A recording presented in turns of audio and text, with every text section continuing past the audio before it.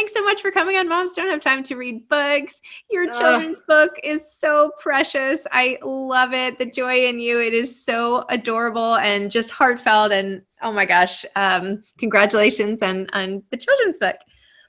Yeah, it was always an ambition of mine to write a book. I loved English literature at school, and I had the most amazing teacher. And if I had have gone to university and life hadn't taken the turns that it did, I probably would have studied English literature at university. So it was always something that was in the back of my mind, and I'd love to write more, actually. Okay, so I have two sons, Milo and James. Milo, who's 4, James, who is 2. And like any other mom, by the time it reaches the end of the day, I am frazzled, worn out, tired, completely inarticulate. I can't really string a sentence together. And I know what I want to say, but I can't actually get it out. And so the idea behind the book was, if I could say everything that I wanted to say to them in the most eloquent way possible. So have all the thoughts and feelings and emotions and ideas and moments, and then top and tail it with love. That was essentially what I was trying to create, and have a book that you could talk about and you could discuss, and it would open up conversations between you and your child too, because I think it's so important to engage with them, and any ideas that they have or thoughts that they have, actually talk to them and be as honest as possible, obviously within what's appropriate for their age and things like that. But I how I find my own boys anyway is that they are very resilient. They can cope with anything as long as you tell them the truth and you're honest with them. The minute you aren't, or you hide things, or it's the unknown that scares them, I think, children. That suddenly becomes the bogeyman under the bed. So the more you can, and they get the vibe from you too when you're doing that, I think. So the more we can be open and honest and engage in conversations about our kids, whether that's about emotions or life or situations or whatever they are, I think the more it gives them the chance to be able to be empathetic when they get older, and also reach their full potential as an adult too. That's what you want. I mean, essentially we all, doesn't matter where you come from or what your background is, you want your children to be happy and kind. In the most simplistic, we all want the same thing: happy and kind. That's what we want. And we want them to be able to empathize with other people, because I think that will create a better world than what we're living in right now. And I think everybody wants the same. When I first started doing the book, it was actually just going to be about boys to begin with. And then I started playing with ideas and talking to Random House, and they were like, well, this is silly. It doesn't matter who you are or what your gender is. These are like big ideas that everybody should kind of talk about, really. I couldn't agree more. I have 4 kids of my own. They're a little older, 5 to 13, but yes, happy and kind. Oh. Yeah, 4. Yeah. So I'm well versed in the children's book world, and I'm very reliant on them and grateful to great children's books like you. At the end of the day, I'm a mess. So when I find a book that both I want to read and they say like, oh, read it again, and I don't mind, then that's like amazing. So totally. And I think it's so weird, as parents, we've all got those books that touch us as well. Like, that was the other thing as well. I wanted to write something that I loved reading. In all of those great, the Giving Tree and the Wonderful Things You Will Be, and all of those type of books. How Much Do I Love You? Like, I'm a weepy mess by the end of those. I pull it out and they're like, read this one. I'm like, oh no, this is the one that makes me cry. And they're like, really? Let's try. And I'm like, no, every time I read this book, I cry. And then I cry. And they like can't believe that a simple book can like elicit the same huge reaction every time, even though I know it's coming. I know. I know exactly what's happening, but I think that is a really important thing for children to see too. You know, I was not a big crier. I was not hugely emotional actually before I had my babies. It's this weird thing where there is a, you know how they say the day your baby's born, the mom is born too, and there's a definite, almost palpable switch that happens to you, I think. Yep. And it's definitely changed me, you know, but in ways that I actually really like. It's definitely made me much more patient, and actually much more loving towards other people as well. It's interesting how much it changes you. Do you think it pervades your work life too? Like every interaction, or mostly in the personal sphere? No, I think every single interaction, actually. I always feel a bit like now when I'm just out and about, you just never know what's happening in somebody else's life at that specific moment or time when you interact with them. And so I think it's very important that we approach people with just a little bit of kindness, you know, and just, you know, and I think, by the way, I think ourselves too. I think so often as women, we're the carers, we're the sorters, we're the people who organize, we make things happen, we get things done, we split up fights, we feed people, we cook for people, and I think that we could do with being just a little bit kinder on ourselves too. That is definitely true.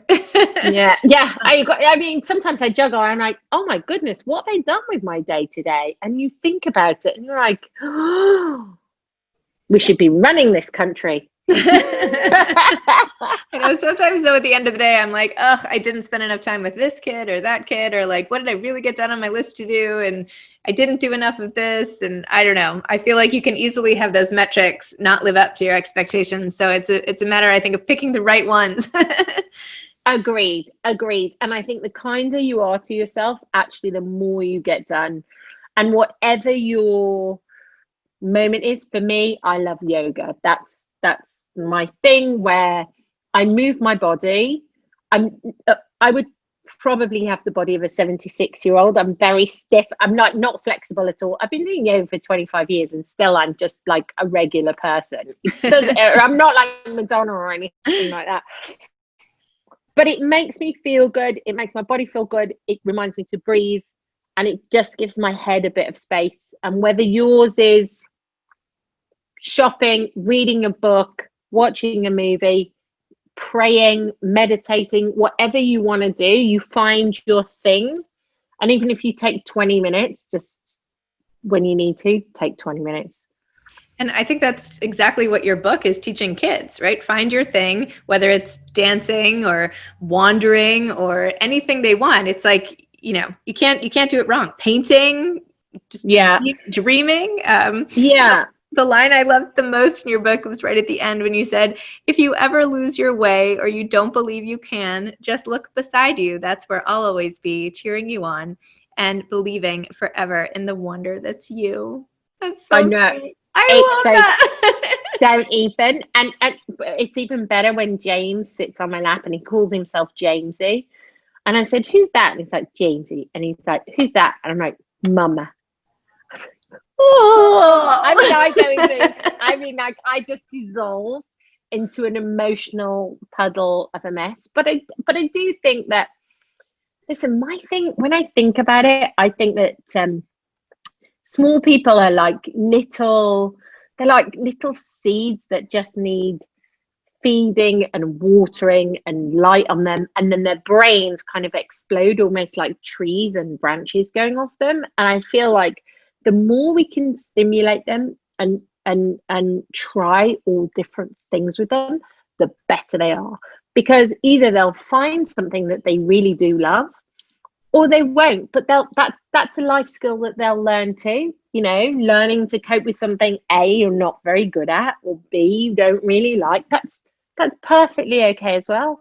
But I just always think, like, what if Stevie Wonder had never played the piano? Like, what if Tiger Woods had never picked up a set of golf clubs? What if Picasso had never picked up? And there are millions of people out there that have not reached their full potential just because they haven't tried what they want to do. That's And why so sometimes I'm like, what if I was supposed to be the most amazing sculptor, but I still have not tried to do sculpt? Like, what if? How would I know? No, totally. Or knitting, or right, something. potholing, or whatever it like. And there are plenty of things, but just like, what if you'd never tried it? And so I feel just the more we can throw at them, and I don't mean like exhausting them or anything like that, but try this, it's something new, let's try this. And it doesn't have to be, you know, they don't have to be Stephen Hawking, you know what I mean? Like, it could just be, I remember being a kid, and a moment of joy that I remember was I was bodyboarding in the ocean, not surfing because I wasn't big enough. I was probably about 8, I guess. And I remember being in the ocean, and the ocean's a little bit scary when you're 8, right? Because you can't quite tell what's coming where and how it's going to, but that almost adds to the excitement of it. Like, that's what made it so great. And either the wave that comes is going to kind of tip you off and throw you down to the bottom and roll you around, or it's going to send you hurtling into shore, and you're going to squeal with delight, and I'm going to race my brother back, and it's going to be amazing. And I remember staying in the ocean until my feet were blue. Like, I loved it so much. And I think there's even simple things like that, you know what I mean? Like, I think that's one thing that we're all learning from being in the situation that we're in right now with the global pandemic. I think it's about finding the simple things that bring you so much joy, and it doesn't have to be, yeah, you can learn a new language, or you can learn a musical instrument, or you could, or whatever you want, but it can be as simple as making the perfect cup of coffee, or going to the ocean, or whatever, making the perfect Victoria sponge cake, whatever it is. Like, there are so many lovely things that you can do, and it doesn't have to be brain surgery. It can be small and just, but really scrumptious at the same time. Totally agree with that. So how did you find, I mean, I think people who might not know you would argue that you did find your thing, right? You've been like a host of a major TV show. You've gotten all these primetime Emmy nominations, and you're, by any objective standards, you're like a success at work, right? You like have that. So how did you find that? Like, how did you figure out, like, oh, I would be such a good host for a reality TV, like dance competition show? Do you know what I mean? I mean, I know, like, what if other people would be really good at that? How would they even know?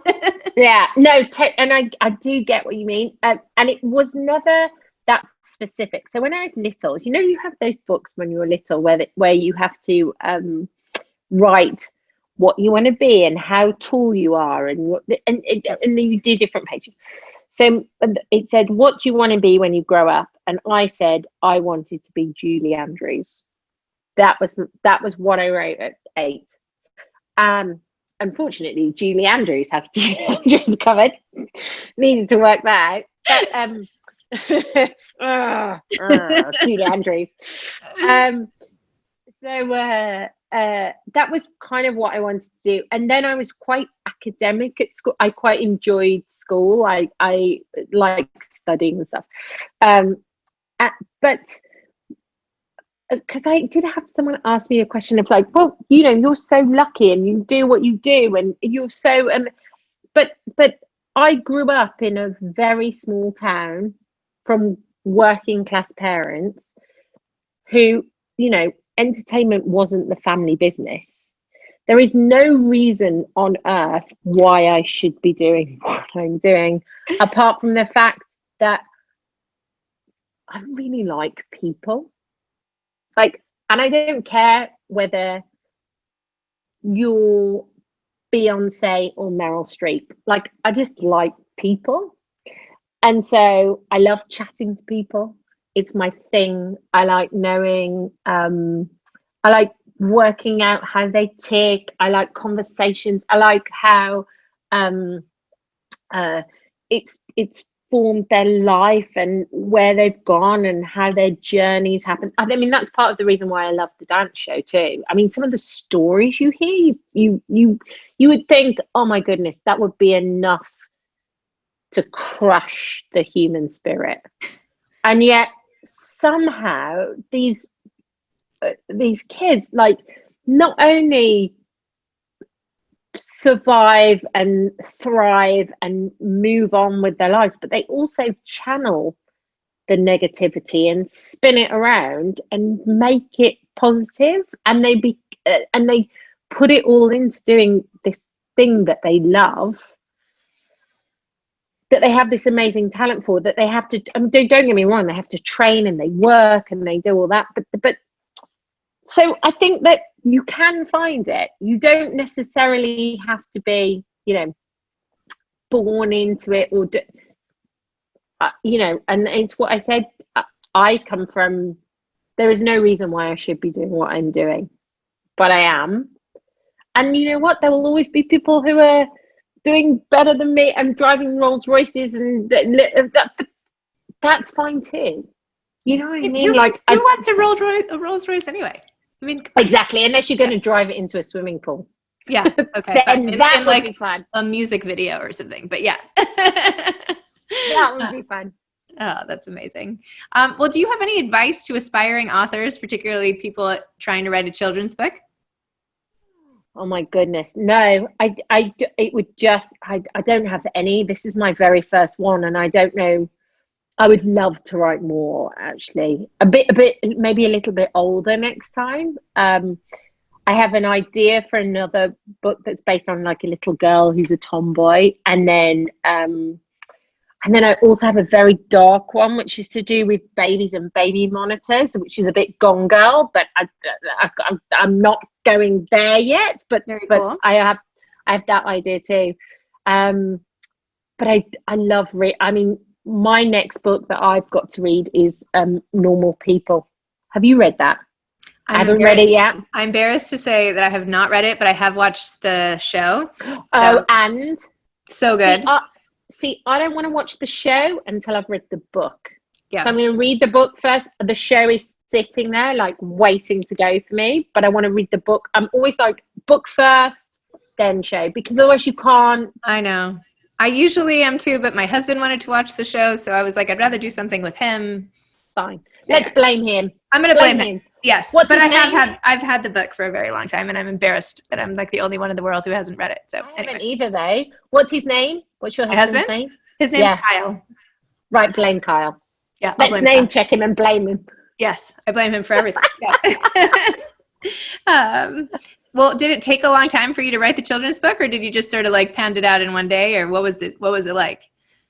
No, there was lots of backwards and forwards. There's lots of backwards and forwards. And sometimes I also disappear down a hole a little bit where I've got an idea, but for instance, there's a line in the book which is dream as big as a night full of stars. And I started to then research what the biggest thing in the universe is, and it's called like the Baryolus blah blah blah, blah.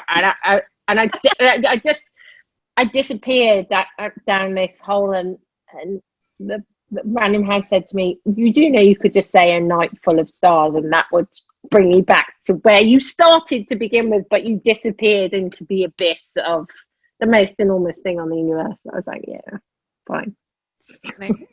You just need to get, you know what it is, it's that thing of there's so much backwards and forwards because sometimes you need to be accountable to people as well, and I think it always helps to get people's opinions too, because you think that writing a children's book is so easy, but there's so many layers to it, and what you're trying to say and how you want to say it and where we're going next. it's quite tricky, but it was a lovely experience too. Lovely experience. And what's coming next in terms of, and then I'll leave you alone. I know I've taken a lot of your time, but No. what's coming next in terms of like your regular life versus your book life? Like, do you know with the whole pandemic, what's even on the So, no, I don't really. So essentially what's happened is Milo has been off school since March. So that's 6 months of homeschooling, which has actually, I'm lucky. Milo is 4, so I don't have to teach him algebra and Latin. Like, I've taught him to read in the time that we've had at home, which is lovely. I would never get the chance to do that normally, ever. So it's really special. And then James is 2, and he's got all these cute little, he's like gabbling, but he's got all these weird like little peccadillos with his language where he's like, mum, dinosaur wax. Dinosaur wax, mum. Let's do some dinosaur wax. And he's like got this, which is like the cutest thing too. And normally I would never get the chance to hang out as much. And they're at that age where they want to hang out with me. It's not like I've got 2 teenagers at home where I'm thinking, oh, they've not seen their friends. And so I've actually been really lucky. So then Milo goes back to school in September. We do all the press for the book. We're doing like worldwide press as well. And then when the pandemic hit, I was shooting a new show for Disney. So we shot about 5 of them. So we've got to wait and see when we can go back into the studio and protocols and all that kind of stuff. So basically it's just a big wait and see, essentially. So I think like everybody, right? Pretty much. How have you been? Have you been okay? Oh, that's like a whole nother podcast. How old? You don't want to know my whole story, but how old are your children? 5, 7, and I have 2 13-year-olds. So twins? we've all twins. Yes. Wow. Yes. That's a very full house. It's a very full house. They are going back to school. So at least I know that's happening for at least a month or 2 until they cancel it again. At least I'll take those mornings that they go back. But by the way, I think they're going to do the same here too, because it's literally like my 4-year-old doesn't understand social distancing, and then they're going to go back and it's going to be flu season. They're all going to get runny noses. We got our flu shots today, actually, because our pediatrician was like, getting COVID and the flu, forget about it. So anyway, got our flu shots done, but yeah, I am not overly optimistic about the school year, but at least, at least for a little bit. But anyway, like you, I love talking to people and finding out what makes people tick. And so I'm glad to have been able to do that with you and get to know you better and all the rest. So, so thank you so much for all of your time. Lovely to talk to you too. Thank you so much. Lovely to chat to you. Right. I'm so jealous of your books on your wall. Oh, well, just invite some friends over. Invite some friends, and you'll get it done in no time. Thank you. Thanks, Kat. I wish you all the best. Bye-bye. Bye, darling. Stay safe. Thanks, you too. Bye-bye. Bye. Bye.